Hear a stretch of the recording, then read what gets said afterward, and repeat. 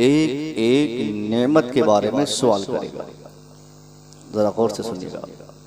अल्लाह रब्बुल इज़्ज़त ने इंसानों पर जिस तरह से एहसानात फरमाया, हाथ दिया, पाँव दिया, सर दिया, बाल दिया, नाखून से लेकर बाल के आखिरी हिस्से तक जितनी चीजें अल्लाह ने हम में से हर इंसान को अता फरमाई है, इन्हीं इंसानों के ताल्लुक से कुरान कहता है कि अल्लाह कल मैदान क़यामत में हम में से हर एक को अपने सामने बुलाकर अल्लाह अपनी दी हुई नेमत और अपने जरिए किए गए एहसानात को पूछेगा।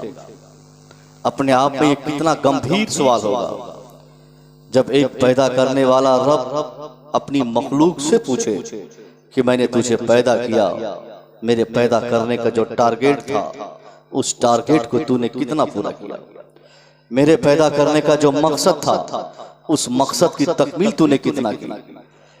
एक बाप अपने बेटे को साहब 100 रुपया देकर मार्केट भेज दे, बेटा जाओ सब्जी लेना, चावल दाल लेना, मैं कहीं काम पे जा रहा हूँ। बाप रात के 8 बजे घर वापस आए, बेटे को बुलाकर पूछ ले कि बेटा मैंने 100 रुपया देकर तुझे मार्केट भेजा था सब्जी के लिए, अब ये बता कि उस 100 रुपया में तूने कितने रुपये का क्या खरीदा।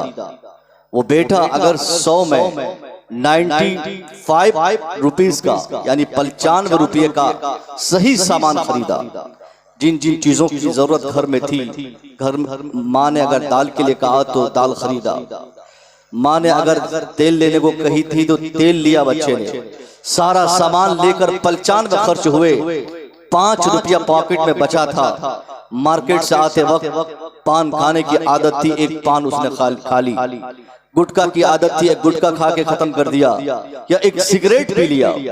अब वो बाप जब पूछता है कि बेटा मैंने पूरा 100 रुपये तुझे दिया था, 100 का हिसाब दे, तो बड़ा आस्तीन चढ़ाकर हमारा बेटा हमारे सामने पुकारता है कि अब्बा ये देखिए ना, बहुत हिसाब मांगते हैं, ये 100 रुपया आपने दिया था, 10 रुपया की दाल खरीदी मैंने, 10 रुपया की सब्जी लिया मैंने चना लिया, दिया सलाई ली, माचिस लिया, ये लिया वो लिया। अब बाप पूछता है कि बेटा ये तो 95 का हिसाब तू दिखा रहा है, मैं तो पूरे 100 रुपया देकर तुझे मार्केट सामान खरीदने भेजा था, 5 का हिसाब क्या हुआ। अब वो बेटा जो जानता है कि मैं 5 का गुटखा खाया हूं, हिसाब देते वक्त वो बाप को ये नहीं कह सकता कि मैंने 5 का गुटखा खाया है।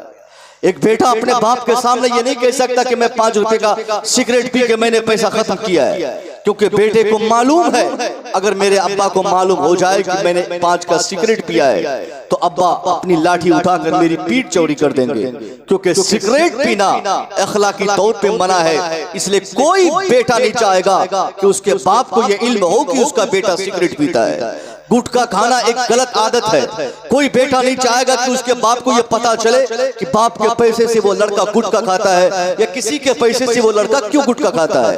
अब वो बेटा जब सुनता है कि मेरा बाप मुझसे उस 5 रुपये का हिसाब मांग रहा है, जिस 5 रुपये का हमने मार्केट में एक सिगरेट पिया था, जिस 5 रुपये का हमने गैर अखलाकी तौर पर एक पान खाकर या गुटखा खाकर हमने खर्च किया है। अब बेटा बाप से सवाल सुनते ही उसकी जबान कांपती है, उसका पांव कांपता है, उसके चेहरे में बिल्कुल उसके चेहरे की रंगत बदलती है। वो बेटे को बिल्कुल यकीन होता है कि अगर मेरे अब्बा को मालूम हो जाए, अगर 100 रुपये के सही हिसाब का सही इल्म उनको हो जाए तो अब्बा मुझे घर से निकालेंगे, अब्बा मेरी पीठ चौड़ी करेंगे, अब्बा मुझे मारेंगे पीटेंगे। इसलिए वो बेटा जवाब देते वक्त अपनी जबान नहीं खोल पाता, उसका पांव कांपता है, उसका बदन थर-थर कांपता है, क्योंकि बेटा समझ लेता है कि अब मेरी खैरियत नहीं, अब्बा तो पूरे 100 का हिसाब मांग रहे हैं। हमको फैसला करना होगा, जब हमारा बेटा आपका बेटा मार्केट जाए सब्जी खरीदने, वापस आते वक्त अगर एक बेटा 5 रुपया बाप का दिया हुआ अगर सिगरेट पीता है, जवाब देते वक्त उसकी जबान कांपती है, उनका पांव कांपता है, उसके चेहरे का जोग्राफिया बदलता है, उसके बदन का सारा रंग बदल जाता है। तो उस बेटे को फैसला करना चाहिए, जब बाप के सामने 5 रुपये का हिसाब देते वक्त बेटा कांपता है तो उस रब के सामने जिंदगी भर का हिसाब कैसे दिया जाएगा? जिस रब ने नाश्ते का इंतजाम फरमाया हो, जिस रब ने दोपहर के खाने का इंतजाम फरमाया हो, जिस रब ने रात के डिनर का इंतजाम फरमाया हो, जिस खुदा ने हमारी जिंदगी के एक एक सेकंड का प्रोटेक्शन किया हो, वो अल्लाह जब बंदों में से हर एक बंदे को अपने सामने बुलाकर जिंदगी भर की अताओं का नियामतों का हिसाब मांगेगा तो हम में से कौन बंदा है, चाहे वो हमारे भाई मेरा साहब हो, चाहे मुफ्ती मुसव्विर साहब हो, चाहे वो जाकिर सरामी साहब हो, चाहे वो अरशद भाई साहब हो, चाहे वो हमारे मजहर हुसैन साहब नकीब साहब हो, कौन मुफ्ती है, कौन आलिम है, कौन अल्लामा है, कौन पीर है, कौन विधायक है, कौन मंत्री है, कौन एमपी है, कौन राष्ट्रपति है, कौन प्रधानमंत्री है, कौन सदरुल सुदूर है? कोई दुनिया का बड़े से बड़ा बादशाह होगा जब अल्लाह के सामने अल्लाह अपनी दी हुई ताकतों का हिसाब मांगेगा, अल्लाह अपनी दी हुई कुव्वतों का हिसाब मांगेगा, सारी दुनिया लाजवाब होगी। और इस जिंदगी भर का हिसाब तो छोड़ो, मैं आपको दावे से कहता हूं एक वक्त की रोटी का हिसाब दुनिया में कोई देने की ताकत नहीं रखता है। वाह वाह वाह, बेशक एक वक्त की रोटी, जिंदगी भर का हिसाब बहुत दूर की बात है। अल्लाह अगर कह दे कि बंदा मैंने एक वक्त की रोटी तुझे दी थी, इस रोटी के बदले में तुम्हारा रिएक्शन क्या था, तेरा रद्द अमल क्या था, तूने मेरे दीन के लिए क्या किया, मजहब के लिए क्या किया? अल्लाह की हजार नियामतें हमारे पास, मगर इसका एहसास नहीं। अब किसी साहब को अल्लाह ने पैसा दिया, मकान बना लिया, बगल में रहने वाले को सबसे ज्यादा तकलीफ उससे होती है कि अब इसका मकान कितना बढ़ गया। उनको फोन करके पूछे कि साहब कैसी खैरियत है? वो आदमी बोलता है कि क्या खैरियत पूछते हैं, सारी रहमतें अल्लाह की, सारी बरकतें अल्लाह की, सारे इनामात अल्लाह के, तो पड़ोस में चले गए, अल्लाह ने हमको क्या दिया है? आदमी फौरन ऐसा से कमतरी का शिकार वो होता है। वो आदमी इकरार करता है कि अल्लाह की कोई नेमत हमारे पास नहीं, अल्लाह का कोई एहसान हम पर नहीं। जबकि कितनी गलत बात है साहब। अगर अल्लाह हम में से किसी को सिर्फ सांस लेने की ताकत दिया है ना, अगर जिंदा रखे सिर्फ अल्लाह, सांसें लेने की कुव्वत दे, तो ये भी अल्लाह की बड़ी नेमत है। अल्लाह चाहे तो सांस लेने और देने की ताकत छीन ले, हम क्या कर सकते हैं? एक एक सेकेंड के बदले अल्लाह का डबल डबल एहसान होता है। अगर कोई कुरान तो कहता है व इन तअद्दु निअमतुल्लाहि ला तुहसू, if you want to count the entire wealth of Allah you can not count it. अगर तुम अल्लाह की सारी नेमतों को जिंदगी भर गिनते रह जाओ तो तेरी जिंदगी खत्म होगी, मगर अल्लाह की नेमतों को नहीं गिन सकते। अल्लाह ने इतने एहसानात फरमाए, हाथ दे न दे, पांव दे न दे, मकान दे न दे, घर दे न दे, नौकरी दे न दे, हुकूमत दे न दे, शोहरत दे न दे, कुछ भी न दे, सिर्फ अल्लाह बगैर हाथ पांव के अगर हमको किसी रोड के किनारे ऐसे ही लिटा कर सिर्फ जिंदा रखे तो ये भी अल्लाह का बड़ा एहसान। सांसें कम बड़ी ताकत है साहब। देखिए सासाराम की जमीन है, यहाँ मैं चाहूँ तो उछल कूद और कूद मार काट की तकरीर भी करके चला जाऊँ। पहली बार यहाँ आना हुआ है। एक अल्लाह के मुक़द्दस वली की बारगाह में हाज़िरी हो रही है। अगर इनकी बारगाह में कुछ इस्लाही बातें अगर आप हम सुन लिए और उस पर अमल कर दिए तो 1000 साल का सवाब हमें मिल जाएगा। मैं कहता हूँ कि अल्लाह की कितनी बड़ी नेमत हमारे साथ है। सांस जिसको हम बोलते हैं ब्रीथ, ऑक्सीजन भी कह सकते हैं आप। सेकेंड फेज जब कोरोना वायरस आया उस वक्त सबसे ज्यादा मौत जो हिंदुस्तान सहित पूरी दुनिया में सबसे ज्यादा जो डेथ हुई थी वो किस बुनियाद पे? ऑक्सीजन की कमी की बुनियाद पे। हिंदुस्तान की तो बात मैं करता ही नहीं कभी इस मामले में, मेडिकल फैसिलिटीज के मामले में। आप अमेरिका की बात कीजिए, आप इटली की बात कीजिए, आप जापान की बात कीजिए, आप क्या बोलते हैं कि फ्रांस की बात कीजिए, आप ऑस्ट्रेलिया की बात कीजिए, जो टॉप में तरक्की याफ्ता मुल्क कहलाए जाते हैं, उन ममालिक में भी सांसों की इतनी कमियां हो गई। आर्टिफिशियल सांसें खरीद के लोगों ने अपने अजीजों को बचाने की कोशिश की। लोगों ने क्या ऑक्सीजन सिलेंडर खरीदा, 3-3 लाख, 5-5 लाख, 10-10 लाख में 4-5 लीटर का वो ऑक्सीजन सिलेंडर खरीद कर एक शौहर अपनी बीवी को बचा रहा है, एक बेटा अपने बाप को बचा रहा है, एक भाई अपने भाई को बचा रहा है। कम से कम ऐसी सिचुएशन में भी तो आदमी की आंखों में आंसू आना चाहिए कि अल्लाह का कितना बड़ा एहसान है कि जिस ऑक्सीजन को हम आज 3 लाख में खरीद रहे हैं, अल्लाह वो ऑक्सीजन तो हमको फ्री में देगा। अरे अभी कोई पैसा लग रहा है? इटली शहर का एक साहब था, 93 साल उसकी उम्र हो गई, कभी बीमार ना पड़ा। 93 साल के बाद जब खतरनाक बीमारी में वो मुब्तला हुआ, उनके बच्चों ने उनको डॉक्टर के हवाले किया। डॉक्टर के मशवरे के बाद उनको वेंटिलेटर मशीन पे लिटाया गया। एक मशीन, वेंटिलेटर ऐसी मशीन होती है जहां जिस मशीन के जरिए आदमी को सांसें प्रोवाइड की जाती है, उनके फेफड़े में बूस्ट करके सांसें दी जाती है ताकि उस आदमी के जीने के बहुत सारे रास्ते बचे रहे। सांस लेने और देने की जो परेशानी होती है उससे वो दूर हो जाए। उस वेंटिलेटर मशीन में उस 93 साल के बुजुर्ग को लिटाने के बाद क्या होता है, अब उसके बाद उसको साइन कराया गया। 5 दिन तक डॉक्टर ने उस बुजुर्ग को उसी मशीन के जरिए सांसें दी। 5 दिन के बाद जब बुजुर्ग फिट हो गए, फिट होने के बाद जब डिस्चार्ज होकर वो वापस आ रहे थे, उस बुजुर्ग के हाथ में एक छोटी सी पर्ची पकड़ाते हुए डॉक्टरों ने कहा कि बाबा अब आपको 5 लाख रुपया देने पड़ेंगे, $5 लाख देने पड़ेंगे। उस पर्ची को देखकर वो बुजुर्ग ज़ारो कतार रोने लगा। ऐसी ऐसी ऐसी चीख निकल गई, इतना चिल्लाया, इस कदर रोया, ज़ारो कतार रोया। उनके रोने की आवाज सुनकर हॉस्पिटल के सारे स्टाफ उनके पास आ गए, मेडिकल स्टाफ सारे जमा हो गए, हेड ऑफ द डिपार्टमेंट आ गए, सारे कर्मचारी उस कॉलेज, मेडिकल कॉलेज के आ गए। सब लोगों ने उस बुजुर्ग के आगे हाथ जोड़ के कहा, डॉक्टर साहब हाथ जोड़। डॉक्टर साहब ने कहा, बाबा हाथ जोड़ता हूँ, आप इस तरह मत रोइए, अगर आप रोएंगे दूसरे पेशेंट को तकलीफ होगी, आपके रोने की वजह से मेरे हॉस्पिटल का इमेज खराब होगा, क्यों आप रो रहे हैं। हेड ऑफ द डिपार्टमेंट ने सोचा, लगता है इस बूढ़े को पैसा नहीं देना है, पैसा न देने की वजह से ये रोने का ढोंग कर रहा है, नाटक कर रहा है। इसलिए किसी डॉक्टर ने कहा, बाबा आप चाहते हैं तो मैं 5 लाख के बुनियाद पर मैं उसको आधी फीस माफ कर दे रहा हूं, अब आपको सिर्फ $2.5 लाख देने हैं। किसी ने कहा कि 60% माफ कर दे रहा हूं। ऐसे होते होते पूरी फीस माफ कर दी गई, पूरा पैसा माफ कर दिया गया। सारे डॉक्टर्स उस बाबा के आगे हाथ जोड़ के खड़े हैं, बाबा आप मत रोइए, इस कदर आप रोएंगे जो पेशेंट मेरे हॉस्पिटल में पहले से लेटे हैं उनको तकलीफ होगी,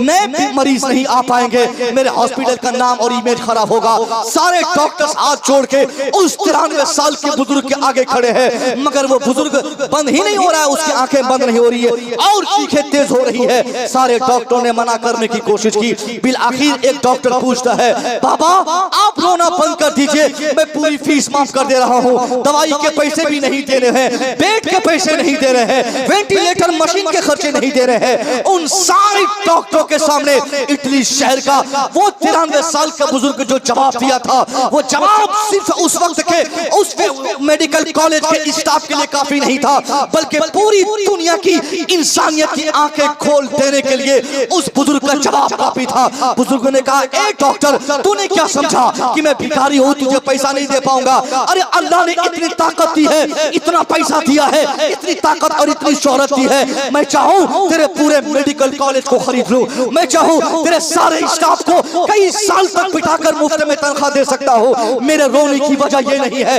कि मैं तुझे पैसा नहीं दे सकता, मैं तेरी फीस नहीं दे सकता, मैं वेंटिलेटर मशीन का पैसा नहीं चुका सकता।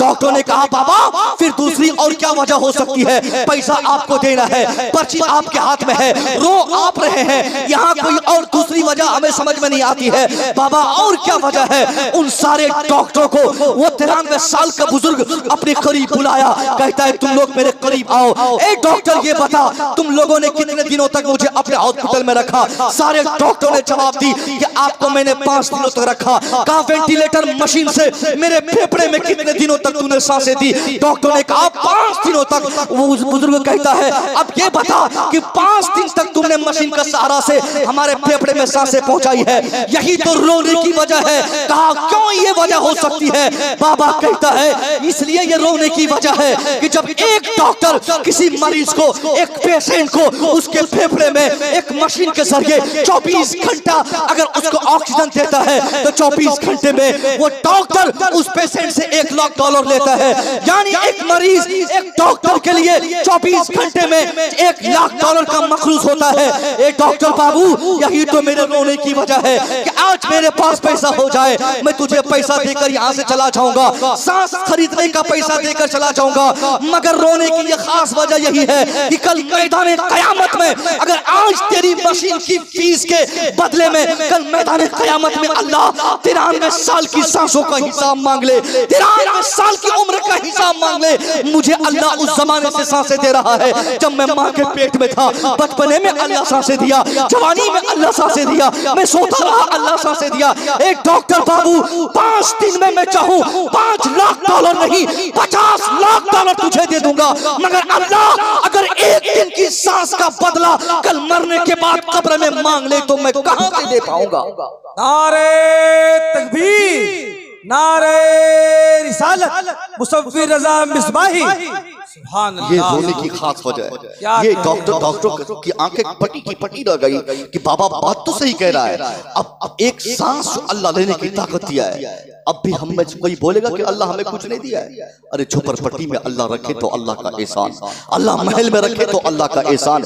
जिस दिन अल्लाह का एहसान बंदों पर बंद होता है, बंदों की सांसें बंद हो जाती है। अल्लाह जब बंदों को सांस लेने की कुव्वत देता है ना साहब, तो उस वक्त डबल नेमत हर बंदे पे अल्लाह इनायत फरमाता है। सांस लेना और सांस को फिर वापस करना। जब आप सांस अपने अंदर डालते हैं, ऑक्सीजन डालते, तो अल्लाह हमारे लिए ऑक्सीजन फराहम फरमाता है।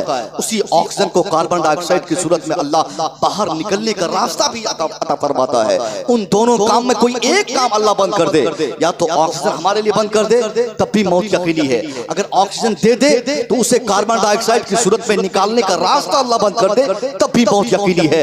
ये दो डबल एहसानात अल्लाह हर एक बंदे पर एक एक सेकंड फरमाता है।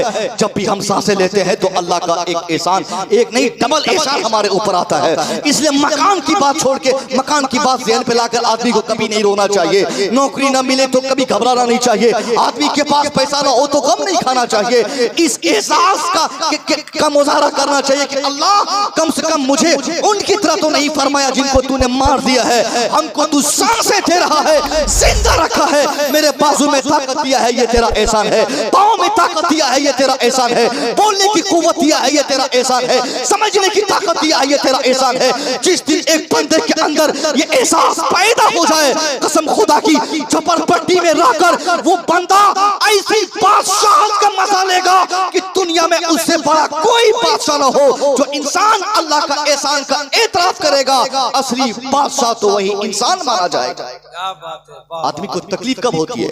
जब आदमी अपने से ज्यादा किसी बड़े को देखकर वो आदमी अपने अंदर से बिल्कुल टूट जाता है। वो आदमी मुसव्विर रजा को देख ले, बोले भाई ये कैसी तकलीफ अच्छी कर रहा है। किसी साहब को देख ले, किसी ने गाड़ी कैसे खरीद ली, किसी साहब का मकान देख के वो आदमी तरस खा जाए। नहीं नहीं, कुछ नहीं। ये जिनके पास जितना पैसा, जिनके पास जितनी नियामत है, वो उतना फंसा है। कल मैदान क़यामत में अल्लाह के सामने उनको उतना हेवी सवाल की उनसे किया जाएगा और उतनी ताखीर से उसको जवाब देने के बाद उनको जन्नत में दाखिल करना और अल्लाह कर फरमाएगा। हमारे उलमा बयान फरमाते कि 500 साल के बाद एक अमीर 500 साल के बाद गरीब की बनिस्बत अमीर 500 साल के बाद जन्नत में जाएगा। यानी जो गरीब है उसको अल्लाह 500 साल पहले जन्नत फरमा देगा। एक ठेकेदार जिसकी कंपनी में 5000 वर्कर्स काम कर रहे हो, एक आदमी जिसके अंडर में 10,000 आदमी काम कर रहे हो, एक मजदूर जिस ठेकेदार के पैसे के सहारे जिंदा रहता हो, वो काम देता है, वो तनख्वाह देता है, वो डेली मजदूरी करता है, उसके हाउस को पैसा देता है। मगर वो ठेकेदार जान जाए उसकी फैक्ट्री में काम करने वाले 50,000 मजदूर उस ठेकेदार से 500 साल पहले ही जन्नत चला जाएगा। क्यों जाएगा भाई? इसलिए कि मजदूर के पास तो उतने पैसे नहीं, तो हिसाब देने में ताखीर क्यों होगी?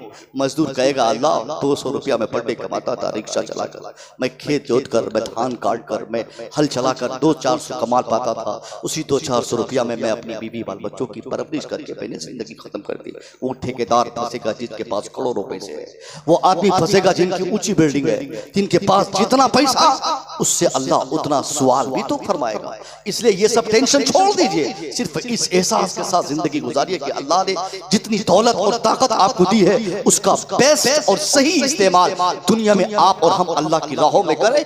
ये सबसे बड़ी पहचान है। अगर किसी को अल्लाह बोलने की ताकत दिया है तो वो बोलकर अल्लाह के बंदों की खिदमत करे। एक और मैं बात बताऊं, हमारे उलमा बयान करते हैं कि अल्लाह की राह में दे दो, अल्लाह की राह में दे दो, अल्लाह की राह में खर्च करो। तो अल्लाह की राह क्या है? अल्लाह का कोई रास्ता है क्या? कौन सा रास्ता है? जैसे मैं बोलूं कि मुझे बनारस जाना है तो आप कहेंगे साहब सीधे चले जाइए, जीटी रोड पकड़िए और निकलते बनते। मैं बोलूं कि मुझे इधर झारखंड की तरफ जाना है, आप इशारा करेंगे, ये है रास्ता। तो अल्लाह का ऐसा कौन सा रास्ता है? उलमा बयान फरमाते कि अल्लाह का रास्ता ये हमारे बनारस जाने के रास्ता की तरह नहीं है। अल्लाह का रास्ता का मतलब ये कि अल्लाह के बंदों की खिदमत होनी चाहिए। अल्लाह का रास्ता का मतलब ये कि हमारी दौलत से अल्लाह के दूसरे बंदों को फायदा पहुंच जाए। अल्लाह का रास्ता का मतलब ये कि हमारी ताकत से अल्लाह के दूसरे बंदों को इसका बेनिफिट मिल जाए, ये अल्लाह का रास्ता हुआ।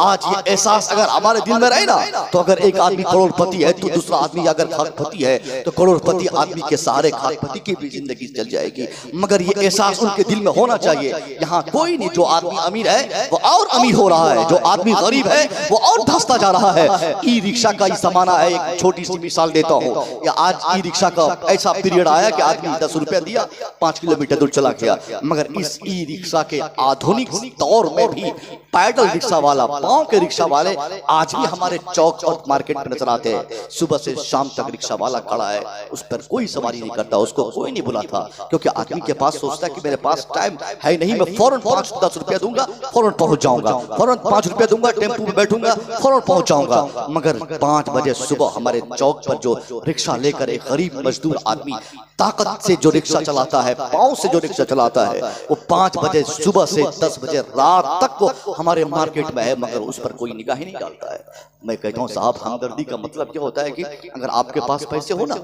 आपके पास अगर टाइम, फालतू टाइम नहीं बल्कि बेस्ट टाइम अगर आपके पास हो, आप अगर उसकी सवारी कर सकते हैं ना, तो 10-20 रुपया आप मत देखिए। कभी कभी ऐसे ही फालतू आप उसके रिक्शा पर बैठकर आप उनसे कहिए कि मैं मुझे फला जगह जाना है, ताकि उसका 20 रुपया उसको मिल जाए। उस 20 रुपया से कम एक बच्चा जो उनके घर में है उसकी परवरिश तो हो जाए। मगर इसका एहसास नहीं है। याद रखा जाए, आदमी सोचता है कि वो रिक्शा वाला बहुत कमाता है। अरे रिक्शा क्या कमाएगा बेचारा। आपके चौक पर सुबह 5 बजे से रात 10 बजे तक जो रिक्शा वाला रिक्शा चला रहा है ना, मुमकिन है कई ऐसी रात भी होगी जो बगैर कमाई किए हुए वो घर गया, वापस गया होगा, और सुबह फिर अपने बच्चों से कहा होगा कि बच्चों भूख से मत तड़पो, मैं आज जाता हूँ जरूर कमा के लाऊंगा तेरे लिए रोटी का इंतजाम होगा। जरूर वो रिक्शा वाला बेचारा, इस आधुनिक जमाने का रिक्शा वाला जरूर अपनी बीवी से कहा होगा, मेरी बीवी मैं जाता हूँ कमा के लाऊंगा 10-20 रुपया की दवाई खरीद कर तब मैं तेरा इलाज करूंगा। खुदा के वास्ते अगर ये हमदर्दी का जज्बा हो जाए, आपके पास पैसे हो तो कभी कभी फाल किसी को दे दिया करे, छोटे छोटे दुकानदारों की खिदमत क्या करे, गरीबों की मदद क्या करे, व्यापारियों की मदद क्या करे। इस जमाने में जबकि वी-मार्ट और क्या बोलते हैं कि एक ये लखनऊ में कौन लुलू मार्ट खुल चुका है ना, ऐसी मार्केटिंग आज पूरी दुनिया में फैल रही है। लुलू मॉल के इस आधुनिक जमाने में कम से कम आपके पड़ोस में अगर कोई छोटी सी दुकान अगर किसी ने खोल रखी है कपड़े की, तो कम से कम आपके पास पैसे हो और वो सामान आपके पसंद की हो, तो लुलू मॉल में खरीदने से पहले आपके लिए फर्ज और वाजिब है कि आप अपने गांव के उन दुकानदारों से खरीदें जो आपके साथ आपके भरोसे से दुकान खोल रखा है। समझ नहीं, मगर यहाँ नहीं खोलेगा, तो दूसरी जगह जाकर खरीदने के लिए, दूसरी जगह जाकर सामान खरीदने ताकि उसको फायदा हो जाए, अपना गांव वाला कि कोई मरता रहे उससे कोई फर्क नहीं पड़ता। ये अल्लाह का बेहतर रास्ता साहब। हमदर्दी का जज्बा जब तक हमारे अंदर नहीं होगा, एक दूसरे के लिए कॉपरेशन की भावना लेकर हम आगे नहीं बढ़ेंगे, दूसरे की मदद नहीं करेंगे, 50 साल तक सजदा करते रहेंगे, हमारे सारे सजदों को अल्लाह हमारे चेहरे पर मारकर अपनी बारगाह से मरदूद करार देगा। भाग जा बंदे, तेरे सजदे कबूल नहीं, तेरी नमाज कबूल नहीं, तेरी इबादत कबूल नहीं, क्योंकि तुमसे मेरे दूसरे बंदे खुश नहीं थे। इसलिए अगर आदमी चाहता है कि कल मैदान क़यामत में अल्लाह हमारी नमाजों के साथ साथ हमारे किरदार को देखकर अल्लाह हमारी बख्शिश फरमा दे, तो आदमी को अपने किरदार की ऐसी इस्लाह करनी चाहिए कि उसके समाज का कोई फर्द जिंदगी के 1 सेकंड भी हमसे आपसे कभी दुखी न रहे। हम तब कामयाब है साहब, हमारा ईमान मजबूत रहे, हमारे ईमान के साथ साथ हमारा किरदार मजबूत रहे, हमसे हमारे अफराद मजबूत रहे, हमारे समाज के लोग हमसे खुश रहे, तब हम कल मैदान क़यामत में अल्लाह की बारगाह में इस तरह हम पेश किए जाएंगे, मालूम हो कि हम कोई गलती किए नहीं। 1000 नमाजें एक तरफ और एक बद इखलाकी सारी नमाजों के तमाम सजदे को तबाह करने के लिए काफी है। आज इस कौम मुस्लिम में कौन सी ऐसी बुराई नहीं है जिसको हम इंडिकेट कर सकते हैं? सारी बुराइयां आज हमारे अंदर है और हम ऐसे मौज में ताव मारते हैं कि हमसे बड़ा अच्छा कोई है ही नहीं। आज हम ताना मारते हैं, हम मोदी जी को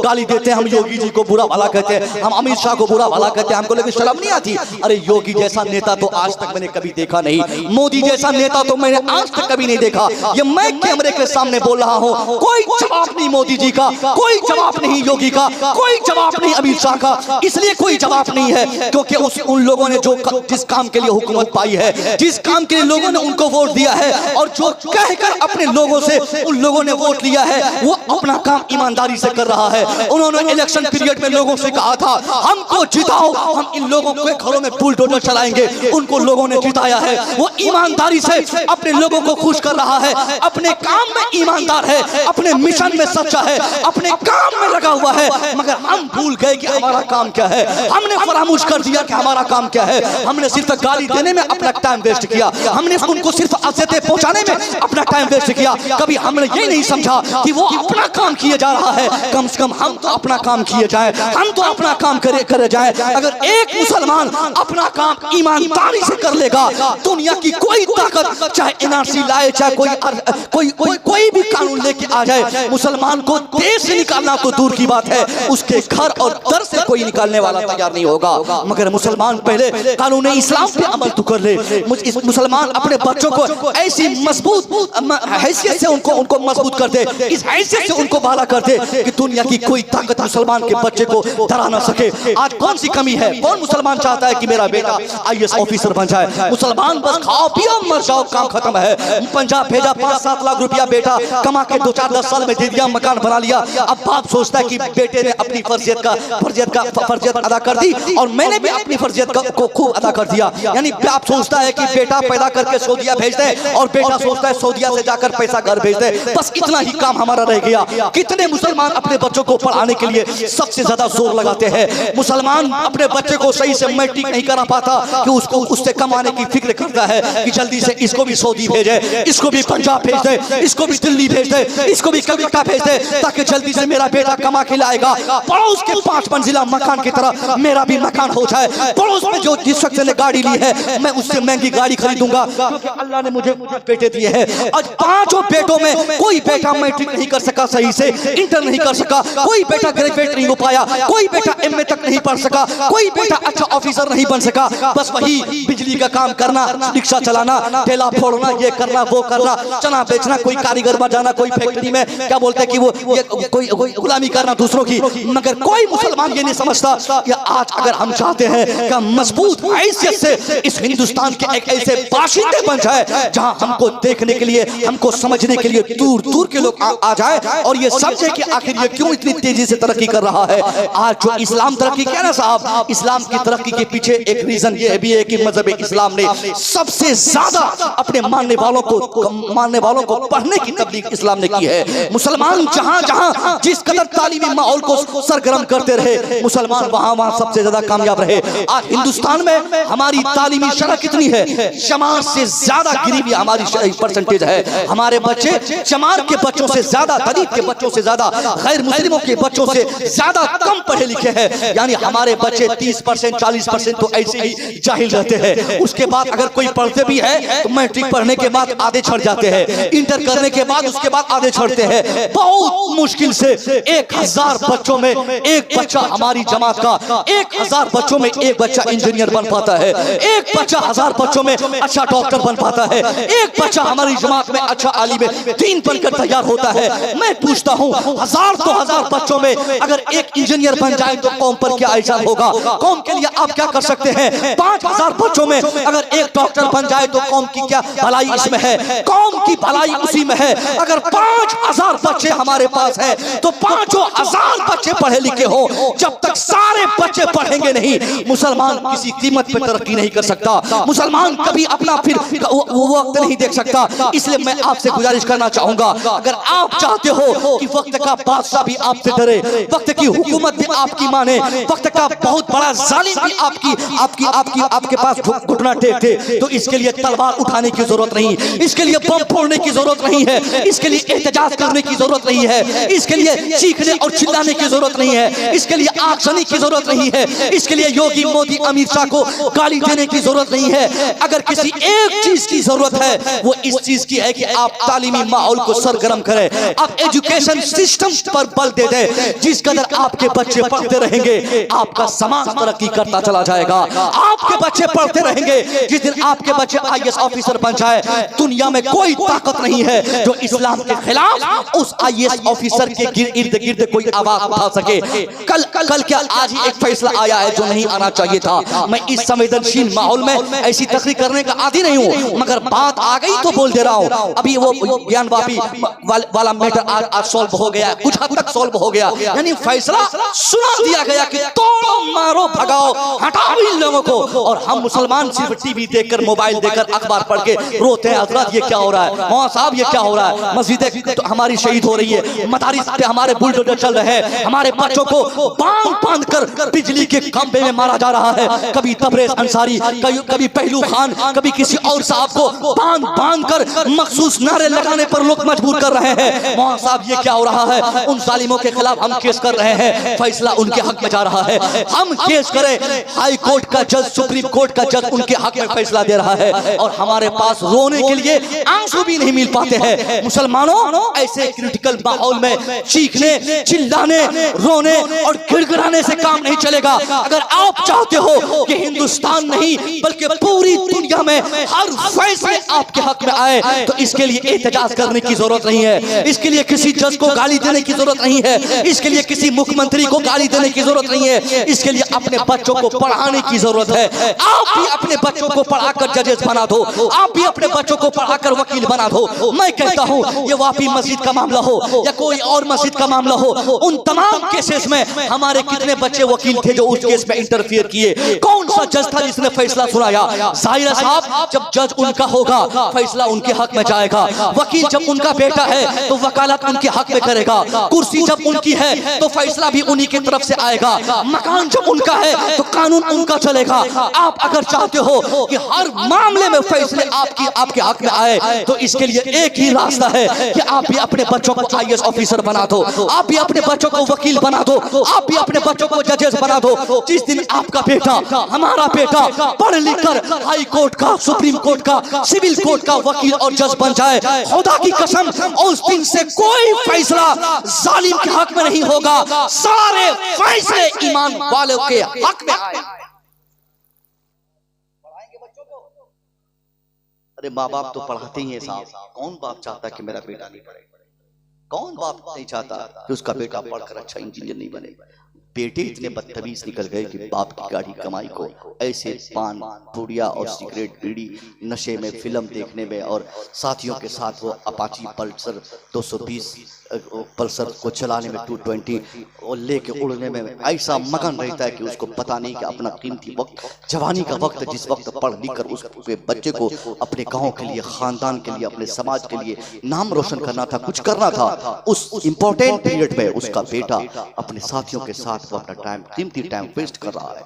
वो बच्चा जान जाए कि आज वो बाप को ठग रहा है ना, कल वो ऐसा रोएगा अपना कीमती वक्त याद करके जब उसका रिजल्ट उसके हाथ में आएगा। शर्म नहीं आती इनको? गैर मुस्लिमों के बच्चे अभी नीट में टॉप कर गए, पूरे टॉप 10 में से 9 बच्चे उनके थे, और एक बच्चा हमारा कश्मीर का था जो 10 नंबर पे आया, कश्मीर का एक लड़का, तो वो भी कश्मीर जैसे माहौल में रहा, संवेदनशील इलाके में, लॉकडाउन में, उससे पहले भी कोई कानून वहां पे लगे, बच्चा घर पे रखे पढ़ा तो वो बन गया। मगर 100 तक, 100 तक, 200 तक, 1000 तक अगर 5000 रिजल्ट पॉजिटिव आता है, उन 5000 रिजल्ट में अंडर 1000 हमारे बच्चे बहुत मुश्किल से मिलते हैं। 1000 बच्चों में एक बच्चा भी नहीं मिलता है जो दुनिया के किसी भारी भरकम कंपटीशन में हमारे बच्चे कामयाब हैं। खुदा की कसम, अगर आपके बच्चे जाहिल रहेंगे ना, कभी भी आपका सही दिल नहीं आ सकता। आज तो एक तबरेज अंसारी को खंभे में बांध कर मारा गया है ना, अगर यही हालात रहे तो हम में से हर एक को तबरेज अंसारी समझा जाए।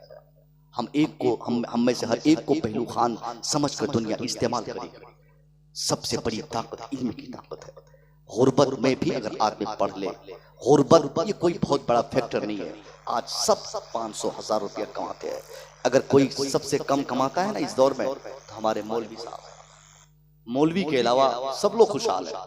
सच्चाई है कि नहीं है? इमाम साहब लोग तो रहेंगे ही, अब लोकल ही लोग चले गए, सबको अपना अपना काम है। मौलवी से ज्यादा सब लोग कमाते हैं। सबसे कम अगर इस जमाने में किसी की कमाई है तो मौलवी साहब की, बाकी 500,000 आप लोग तो कमाते ही हैं। इस आधुनिक पीरियड में भी अगर आप ये बोलेंगे मौलाना साहब मेरे पास पैसे नहीं थे, मैं कैसे कमाता, कैसे पढ़ाता बच्चों को, ये बहाना है। हर गांव में, हर समाज में स्कूल है, कॉलेजेस हैं, यूनिवर्सिटियां खुल रही है, तालीम पे हुकूमत जोर दे रही है, कम से कम उसका लाभ हमें लेना चाहिए। आप अपने बच्चे को मैं नहीं कहता कि मौलाना साहब बनाइए, हाफिज जी बनाइए, कारी साहब बनाइए, हर चीज बनाइए।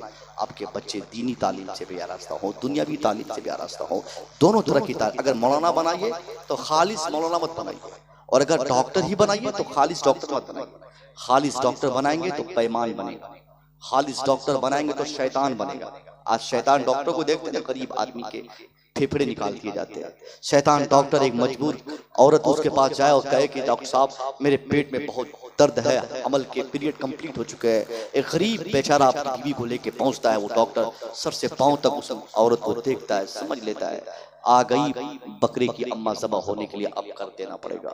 वो देख लेता। अब कोई जानता है डॉक्टर की एक मामूली दवाई दूंगा फौरन डिलीवरी हो जाए, मगर वो डॉक्टर फौरन ऑपरेशन लिखता है। 30,000 चाहिए, 40,000 चाहिए, 50,000 चाहिए। अगर पैसा देने में ताखीर हो तो फौरन कंपाउंडर से कहलवाता है डॉक्टर कि जल्दी से उस गरीब को कहो कि अगर देने में ताखीर होगी, पैसा और फीस जमा करने में ताखीर होगी तो 5-7 घंटे बस इसकी बीवी बचेगी, वरना बच्चा मरेगा या जच्चा मरेगी, कोई ना कोई एक को खतरा होगा ही होगा।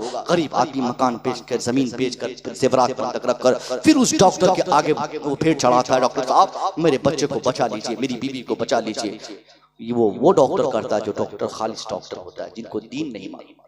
इसलिए डॉक्टर भी बनाइए, अपने बच्चों को दीन भी सिखाइए। इंजीनियर बनाइए, अपने बच्चों को कुरान की तालीमात से भी आरास्ता कीजिए। और आलिम भी बनाइए तो ऐसा नहीं कि सिर्फ आलिम बना के छोड़ दीजिए, सिर्फ उनको नमाज पढ़ने की आदत लग जाए, सिर्फ उनको नमाज याद आ जाए। नहीं, मैं तो कहता हूँ बहुत ये क्या बोलते हैं, चीख के मैं कहता हूँ, कामयाबी 2 तरह से होती है, एक दीनी और एक दुनियावी। बड़ी कीमती गुफ्तगू करने जा रहा हूँ, दीनी और दुनियावी। कोई हम में से सिर्फ दीनी मामलात में कामयाब है, यानी नमाज फजर के बाद 5 घंटे बैठ जाए कुरान पढ़ने के लिए, अच्छी बात है, पढ़ सकता है कुरान, जितना पढ़ेगा उतना सवाब मिलेगा। फिर जोहर के बाद 2 घंटे बैठ जाए, फिर असर के बाद 3 घंटे बैठ जाए, फिर मगरिब के बाद 3 घंटे बैठ जाए, इशा के बाद पूरी रात बैठ जाए, कुरान पढ़ता रहे, तहज्जुद पढ़ता रहे, नमाज पढ़ता रहे, चाश्त पढ़ता रहे, इशराक पढ़ता रहे, और उनके पीछे 5 बेटियां, 5 बेटे, 2 भाई बहन, माँ बाप, सब लोग बिलख रहे हैं उनकी मोहब्बत में, बिल्कुल इधर उधर भाग रहे हैं। वो आदमी है कि उसको सिर्फ अल्लाह अल्लाह कर रहा है, सिर्फ अल्लाह अल्लाह कर रहा है। पहाड़ पे चला गया, वहां अल्लाह अल्लाह, जंगलात चले गए, वहां अल्लाह अल्लाह, यानी 24 घंटे जो आदमी सिर्फ अल्लाह अल्लाह कहने में मस्त है, दिलचस्पी रखता है, वो आदमी बिलाशुबह अल्लाह का वली है।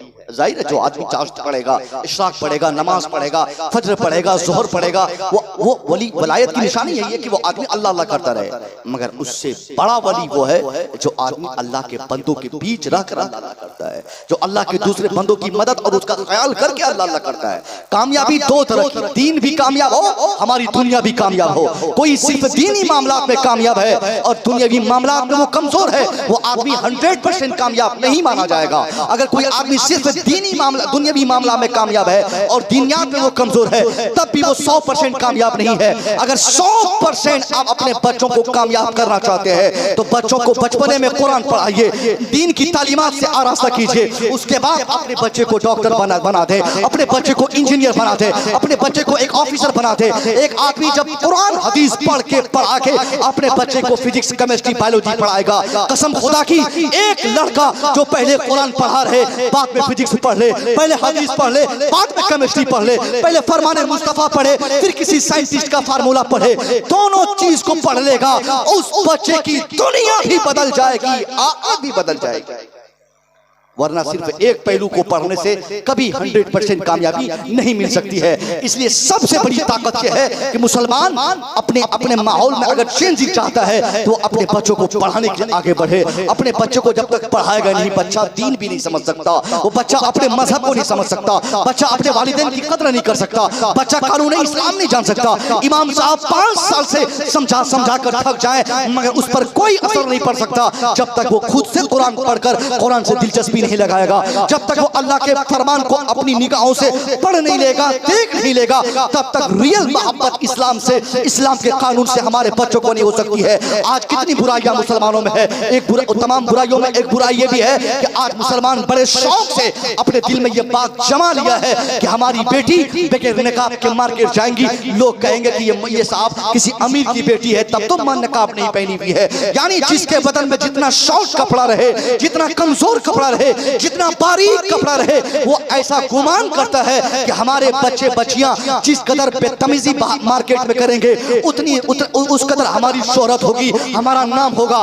गोवा में आप चले जाएं, दिल्ली चले जाएं, मुंबई चले जाएं, कर्नाटका के दूसरे हिस्सों में चले जाएं, वहां अक्सर ये माहौल होता है, खास करके बीच में वो नदी के किनारे, दरिया के किनारे आप चले जाएं, वहां शॉर्ट कपड़े वाले लोग मिलते हैं। उसको गुमान ये होता है कि हमारे बदन में कम कपड़े रहेंगे, लोग बोलेंगे ये अमीर की बेटी है, इसलिए इनके बदन में छोटा छोटा कपड़ा है, इनके पास कपड़े कम है, गोया ये अमीर की बेटी, अमीर की बहू, अमीर की बीवी है। मगर मैं कहना चाहूंगा मुसलमानों, ये हालात पहले खैर मुस्लिमों के थे, अब मुसलमानों की बच्चियां भी इस पर अमल कर रही है। मुसलमान भी बड़े शौक से अपनी बेटी को मार्केट में बगैर दुपट्टे के उतार रहा है। मुसलमान बड़े शौक से अपनी बीवी को बगैर निकाब और पर्दे के अपने बाइक पे बिठाकर मार्केट ले जा रहा है। अरे अपनी बाइक पे तो छोड़ो, आज तो हालात इतने बदल गए हैं। शौहर रहता है दिल्ली में, उस शौहर का दोस्त है सासाराम में, अब दोस्त के बाइक पर अपनी बीवी को बैठने का ऑर्डर दिल्ली से उसका शौहर दे रहा है, जाओ मेरी बीवी को डॉक्टर के यहाँ लेकर। एक आदमी अपनी बीवी को दूसरों के बाइक पे बिठाने में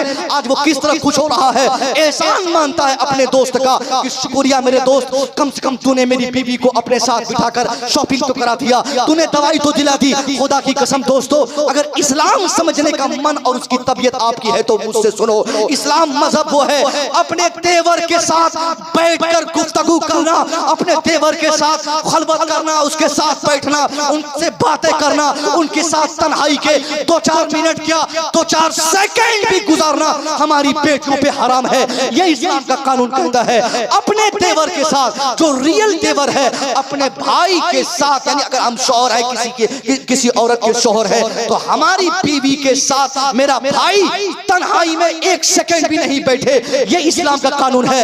ये हम कैसे तय कर लेते हैं कि हमारी बीवी दूसरे के साथ बैठ के चले जाए, हमारी बहन दूसरे की गाड़ी पर बैठ के चले जाए, शॉपिंग करने के लिए दूसरे के साथ चले जाए, शॉपिंग करने के लिए मार्केट चले जाए, होटलबाजी करे। खुदा की कसम यही उरियानियत है, यही बदतमीजी है, यही माहौल को खराब करने की एक निशानी है। जो मुसलमान सर से पांव तक जब मुसलमान नंगा हो रहा है और वो कहता है कि अल्लाह हमारी दुआ कबूल नहीं फरमाता, अरे कैसे अल्लाह हमारी दुआ कबूल फरमाएगा। हम चाहे दाता अब्दुल जलील साहब के आस्थाने पे आ जाए, सरकार गरीब नवाज की बारगाह में चले जाए, या हम सरकार गौसे आजम की बारगाह में चले जाए, या खाने काबा की चौखट पे चले जाए, दीवार चुम चुम कर हम कहे या अल्लाह हमको कामयाब फरमा दे, अल्लाह मुसलमानों को कामयाब फरमा दे, या अल्लाह मुसलमानों के घरों में बरकत अता फरमा।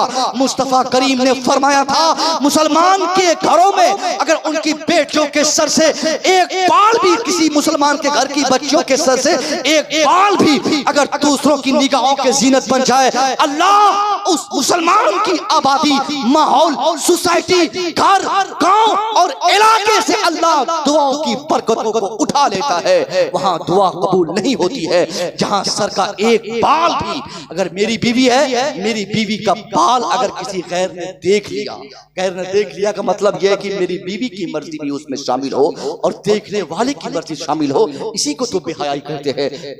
बेहयाई में कोई शहर बचा नहीं है साहब, ऐसा नहीं कि सासाराम की शिकायत है या पटना या बिहार की बात है, शहर कोई हो, हम मुसलमानों ने आज हर शहर में उन रिवायात को आज हमने गले लगा लिया है जिन रिवायात के जरिए हमारे दुश्मनों ने पूरी दुनिया से मुसलमानों के खात्मे के लिए एक तंजीम बनाई थी। वो तमाम चीजें आज मुसलमानों के गांव में रन है, वो तमाम योजनाएं आज मुसलमान खुद चला रहे हैं। दुश्मनों ने सोचा मुसलमानों की बच्चियां बेहया होंगी, मुसलमानों का दिल दिमाग उनके मजहब के कानून से अलग हो जाएगा।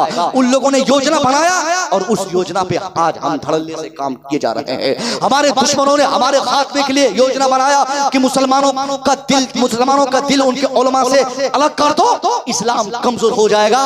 और आज हम बड़े शौक से अपने उलमा को सता रहे हैं, हम अपने आलिमों को गाली दे रहे हैं, मौलवी साहब को बुरा भला कर रहे हैं। आलिम की तो इज्जत की अगर बात की जाए तो आज 5% भी इज्जत आज हमारे आलिम की हमारे समाज में नहीं है। आलिम चोटी का आलिम हो और चंद पैसा उसके पास सामने वाले के पास हो, थोड़ा सा मकान क्या खूबसूरत हो जाए, टायर से क्या घर पे लगा ले, एक चरचक्का क्या उनके दरवाजे पे आ जाए, तो मौलवी साहब को, अपने मस्जिद के इमाम साहब को तो वो ही समझता है। वो समझता है इमाम साहब तो मेरे टुकड़ों पे पला हुआ है, मैं पैसा देता हूँ तो अजान देता है, अजान देता है तनख्वाह पाता है, तब ये खाता है, तब इनकी बीवी खाती है, तब इनके बच्चे पलते हैं। मुसलमानों, ये हमारी सोच बन चुकी है। हमारी तबाही बर्बादी की एक वजह ये भी है कि हम अपने उलमा को सही से इज्जत नहीं दे पाते। हम हमेशा, हम लोग पूरे हिंदुस्तान में देखते ना, हम लोग घंटों खड़े रह जाएंगे, बैठा रहेगा हमारा बच्चा, खड़ा रहेगा, बैठा रहेगा हमारा बच्चा, मौलवी साहब खड़े रह जाए, 1 घंटा खड़े रह जाए, वो बच्चा खैनी खाएगा मौलवी साहब के सामने, सिगरेट पीकर धुआं फेंकेगा मौलवी साहब के चेहरे पर, पान खा के मौलवी साहब के सामने पिच पिच करेगा, मगर इमाम साहब को ये नहीं कहेगा कि हजरत बैठ जाए, हजरत एक कप चाय मेरी तरफ से ले लें, हजरत सलाम अलैकुम, उनका हाथ चूम ले, मुसाफा करे। जुमा के दिन तकरीर सुनने के बाद मस्जिद से ऐसा नमाज पढ़ने के बाद भागता है, कोई मौलाना साहब को पूछता नहीं मौलाना साहब 1 हफ्ते तक कैसे खाए, कैसे पिए, कहाँ रहे, क्या जरूरत थी। बस जरूरत कब याद आती है, अगर मौलाना साहब नमाज इशा में 5 मिनट ताखीर करके अगर अजान उन्होंने दे दी। अब क्या सिगरेटी बिल से निकलता है, वहां खजांची भी बिल से बाहर आ गया, वो तमाम मेंबरान बाहर आ गए, वो तमाम बेनमाजी मेंबरान बाहर आ गए, जिनको सही से बोलने भी नहीं आता, जिनको सही से इमाम साहब के सामने खड़े होने का तरीका तक नहीं मालूम है, वो भी अब मीटिंग करके बोलेगा इमाम साहब को निकाल दिया जाए, मौलवी साहब को भगा दिया जाए, मौलवी साहब बड़े बदतमीज है, अजान वक्त पे नहीं देते, नमाज नहीं पढ़ा पाते, इनके अंदर ये खामी, इनके अंदर ये गलती है। यानी आज हम इस जमाने में बड़े शौक से अपने उलमा को हम सताते हैं, ये भी हमारी कमजोरी है, और इसकी वजह से भी मुसलमान सबसे ज्यादा इस आधुनिक जमाने में तबाह बर्बाद है। मैं इमाम पाक के हवाले से हमारे शम्स भाई ने कलाम पढ़ा, क्या हुसैन हुसैन के नारे लगे, मगर हमको नहीं मालूम, हमारी जहालत है, हम तो सिर्फ नारे के जरिए इमाम हुसैन को समझा है, हमने तो सिर्फ नारे का सहारा लेकर इमाम पाक को समझने की हमने कोशिश की है, मौला अली या अली या अली या हुसैन या हुसैन, मगर हम में से किसी को मालूम है कि इमाम पाक ने किस वजह से अपनी जान दी, किस वजह से आज दुनिया इस कदर उसकी दीवानी है। हम तो मुसलमान है साहब, मुसलमान की बात छोड़िए, इस मुल्क के एक ऐसे नेता की मैं बात कर रहा हूँ, ऐसे नेता की बात कर रहा हूँ जो आजाद भारत में, आजाद भारत से पहले भी और आजाद भारत के बाद भी, अभी 200 सालों के पीरियड में कोई लीडर इतना बड़ा पढ़ा लिखा लीडर हिंदुस्तान में पैदा नहीं हुआ। मैं बात कर रहा हूँ मिस्टर गांधी की। गांधी से ज्यादा पढ़ा लिखा लीडर आपने देखा क्या? हिंदुस्तान में कोई नहीं है। घर से ये हमारा आज का सबसे बड़ा नेता जो दिल्ली पे बैठा हुआ है, जो हर रोज कपड़ा बदलना, कभी दाढ़ी छोटी रख के दिखाना, कभी बड़ी कर लेना, बंगाल का चुनाव हो तो 1 हाथ की दाढ़ी, और गुजरात का चुनाव हो तो दाढ़ी कटवा लेना, बॉम्बे का चुनाव हो तो तिलक लगा लेना, पगड़ी पहन लेना, यानी जो हमेशा हर राज्य के चुनाव के एतबार से अपना भेष बदल दिया हो, उस नेता को हम आज हम प्रधानमंत्री बनाए हैं। वो हम इज्जत करते हैं, उसको बुरा भला नहीं करते। हमारे देश का प्रधानमंत्री है, कौन भाई अपने प्रधानमंत्री को बुरा भला कहे? जो आदमी अपने देश के प्रधानमंत्री को गाली देता है, मैं उसको उचित नहीं समझता हूँ। हमारा देश का नेता है, उसकी इज्जत होनी चाहिए, मगर सच्चाई है साहब, हमारे प्रधानमंत्री को प्रधानमंत्री बनने के 4 साल के बाद उसने दूसरों को बताया कि मैं BA किया हूँ। 4 साल के बाद उनको ख्याल आया कि मैंने BA किया है। 5वें साल तब जाके बताया कि मैंने इंटर भी किया था। यानी BA पहले बताया, इंटर बाद में बताया है। इंतजार कीजिए 24 के चुनाव में मुमकिन है वो ये कहे कि मैं इंटर और BA करने से पहले मैट्रिक का भी एग्जाम दिया था। अब ये पढ़ाई की हालत है, पढ़ाई लिखाई के मामलात है हमारे देश के नेता के साथ, मगर तालीमी एतबार से इस हिंदुस्तान का एक मजबूत नेता का नाम है मिस्टर गांधी। गांधी ने इमाम हुसैन को क्या समझा, क्या कहा, जरा मुझसे सुनने की आप कोशिश करें। मिस्टर गांधी इतना पढ़ा लिखा नेता है साहब, अफ्रीका से लेकर हिंदुस्तान तक मुतादिद तहरीकात के जरिए हिंदुस्तान से लेकर पूरी दुनिया के बड़े से बड़े पढ़े लिखों को अपने सामने झुकने पर मजबूर करने वाले लीडर का नाम मिस्टर गांधी है। गांधी जब हिंदुस्तान आजाद हो रहा था, उसी पीरियड में चंद शातिरों ने गांधी के रूम में जाकर पांव दबाकर कहा था, ए मिस्टर गांधी, आपकी बातों में सच्चाई है, आपकी बातों में दम है, आपकी बातों से लोग मुतासिर होते हैं। लोगों ने कहा कि ए मिस्टर गांधी, मैं चाहता हूं कि आप हिंदुस्तान में एक ऐसी योजना बनाएं। जरा गौर से सुनिएगा भाई साहब, बड़ी कीमती बातें कह रहा हूं। गांधी से लोगों ने कहा कि आपकी बातों में इतनी सच्चाई है, आप चाहेंगे हिंदुस्तान से मुसलमान हट जाएगा, आप चाहेंगे मस्जिद से अजान हट जाएगी, आप चाहेंगे तो हिंदुस्तान से मदारिस मिट जाएंगे, आप चाहेंगे तो यहाँ से मुसलमान भागकर कोई दूसरे मुल्क को अपना मुल्क बना लेगा। गांधी ने लोगों से कहा कि तुम लोग ऐसा क्या कह रहे हो, ऐसा ऐसा क्यों कह रहे हो? लोगों ने कहा जनाबे वाला गांधी इसलिए मैं चाह रहा हूँ। लोगों ने एक नजरिया रखा, इस्लाम आतंक फैलाता है, इस्लाम जुल्म फैलाता है, इस्लाम आतंक को प्रमोट करता है, इस्लाम दूसरों की हत्या करने का आदेश देता है, इस्लाम दूसरों के खून करने पर लोगों को उभारता है। इसलिए गांधी को लोग समझा रहे हैं मिस्टर गांधी आप मुसलमानों को यहाँ से हटा दीजिए ताकि जुल्म मिट जाए, ताकि यहाँ से ज्यादती मिट जाए, ताकि हिंदुस्तान जैसी पवित्र धरती से आतंक मिट जाए, यहाँ से आजान मिटवा दे ताकि यहाँ से जुल्म मिट जाए, यहाँ से मसाजिद हटा दिए जाए ताकि यहाँ से मुसलमानों का खात्मा हो जाए। मिस्टर गांधी सुनते ही ये तमाम बातों को तिल मिला गया। अब गांधी चूंकि पढ़ा लिखा नेता है वो जज्बात में जवाब नहीं देता है। जो पढ़ा लिखा होता है रात के 10 बजे वो नोटबंदी नहीं करता, नोटबंदी से पहले वो योजना बनाता है, वो अपने मुल्क के लोगों को उससे निकलने का रास्ता प्रोवाइड करता है। जो जाहिल होता है वो अचानक फैसला करता है, जो पढ़ा लिखा रहता है वो पहले योजना बनाता है, वो पहले मैटर को समझता है, उसके बाद फैसला सुनाता है। गांधी चाहता तो उसी रात को जैसे उनके सामने आरएसएस के चंद दलालों ने जाकर इस्लाम के खात्मे की सिफारिश की थी, गांधी चाहता फैसला सुना देता, हिंदुस्तान से एक एक मुसलमान को चुन चुन कर निकाल दिया जाता। मगर गांधी ने एतराज किया था, ए लोगों तुम क्यों चाहते हो कि इस्लाम मिटा दिया जाए, इस्लाम को खत्म कर दिया जाए, मुसलमानों को मार दिया जाए। लोगों ने कहा था कि इस्लाम आतंक फैलाता है। गांधी अपना रूम दरवाजा खिड़की सब बंद करके उन सारे कहने वालों को निकाल दिया, कहा ठीक है तुम लोग अपने अपने घरों को चले जाओ, मैं पहले इस्लाम पढ़ूंगा, मैं पहले इस्लाम समझूंगा, मैं पहले इस्लाम का स्टडी करूंगा, मैं पहले इस्लाम का डीपली मुताला करूंगा। जब मुझे भी इस्लाम समझ में आ जाएगा, जब मैं भी तुम्हारी तरह इस्लाम समझ लूंगा, मुझे जब लगेगा कि मुसलमानों को हटाना चाहिए तो मैं मुसलमानों को हटाऊंगा, पहले मुझे पढ़ने दो। अब मिस्टर गांधी अपने पीए को हुक्म देता है कि तमाम किताबें जो हमारी लाइब्रेरी में इस्लामिक स्टडीज पे लिखी हुई है उन तमाम किताबों को मेरे मुताले के मेज पे रख दो। जो पैगंबर इस्लाम से रिलेटेड किताबें हैं उनको भी ले आओ। पैगंबर इस्लाम के खुलफा है, चाहे वो सिद्दीक अकबर हो, चाहे वो फारूक आजम हो, चाहे वो उस्मान गनी हो, चाहे वो मौला अली की जात हो, चाहे वो हजरत इमाम हसन हो, हजरत इमाम हुसैन हो, हजरत इमाम अली हो, सबके ताल्लुक से जितनी किताबें मिस्टर गांधी के जाती लाइब्रेरी में दस्तयाब थी उन तमाम किताबों को गांधी के मुताले के मेज पे रख दी गई। मिस्टर गांधी इस्लाम पढ़ना शुरू किया, इस्लाम के पैगंबर के बायोग्राफी को पढ़ना शुरू किया। सर से पांव तक जब वो पढ़ा, इस्लाम के पैगंबर के पहले 40 साल जिंदगी पढ़ा, फिर 23 साल जिंदगी पढ़ा, फिर आपके खलीफा की जिंदगी हजरत सिद्दीक अकबर के बायोग्राफी को पढ़ा, हजरत उमर फारूक को पढ़ा, हजरत मौला अली को पढ़ा, उस्मान गनी को पढ़ा। उसके बाद हजरत इमाम हसन की जिंदगी पढ़ता है, इमाम हुसैन को पढ़ते पढ़ते अब मिस्टर गांधी का दिमाग काम करने लगा। वो गांधी जो अभी से चंद दिन पहले करीब था कि वो फैसला करते हुए कहता कि हिंदुस्तान में आजान नहीं होनी चाहिए, हिंदुस्तान में मदारिस कायम नहीं होने चाहिए, हिंदुस्तान में मस्जिदें आबाद नहीं होनी चाहिए, हिंदुस्तान में कलमे की आवाज बुलंद नहीं होनी चाहिए। मगर इस्लाम के पैगंबर को पढ़ने के बाद, पैगंबर के खुलफा को पढ़ने के बाद, नवासे रसूल इमाम हुसैन की जिंदगी पढ़ने के बाद अब वो मिस्टर गांधी का जब दिमाग काम करने लगा है, अपना कलम उठाया, स्टेटमेंट देना शुरू किया है। मिस्टर गांधी दुनिया के सारी दुश्मनी मोल लेने वाले को की आंखें खोल देते हुए उसने कहा है, ए दुनिया वालों, ये तुम्हारी दुश्मनी बोल रही है कि हिंदुस्तान से इस्लाम मिटाया जाए, ये तुम कह रहे हो कि हिंदुस्तान से मुसलमानों को मिटाया जाए, ये तुम्हारी मुखालफत बोल रही है, ये तुम्हारा जहर बोल रहा है कि हिंदुस्तान से मुसलमानों को मिटा दिया जाए। मगर गांधी कहता है, my faith is that the progress of Islam does not depended on the use of sword.